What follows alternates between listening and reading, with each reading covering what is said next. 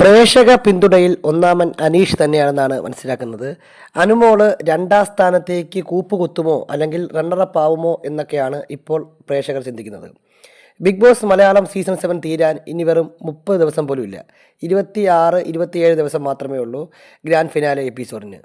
എന്തായാലും ആരായിരിക്കും ഈ സീസൺ വിജയിക്കുക എന്നുള്ളതാണ്.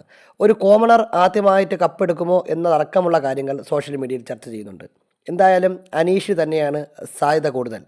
അനീഷിന് ശക്തമായിട്ടുള്ളൊരു കോമ്പറ്റീഷൻ അനുമോൾ കൊടുക്കുന്നുണ്ടെങ്കിലും അനുമോളുടെ ഒരു നിലവാരം അനുസരിച്ച് പല തവണയായിട്ട് അനുമോൾ സ്ക്രീൻ പ്രസൻസിൻ്റെ കാര്യത്തിലൊക്കെ പതുക്കെ താഴെ പോകുന്നുണ്ട്.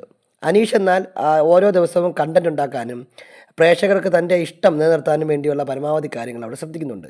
അത് മാത്രമല്ല, തുടക്കത്തിൽ അനുമോളെ അവിടെയുള്ള ആൾക്കാരെല്ലാവരും കൂടി ഒറ്റപ്പെടുത്തി അനുമോൾക്കൊരു നല്ല സപ്പോർട്ട് ഉണ്ടാക്കി കൊടുത്തു.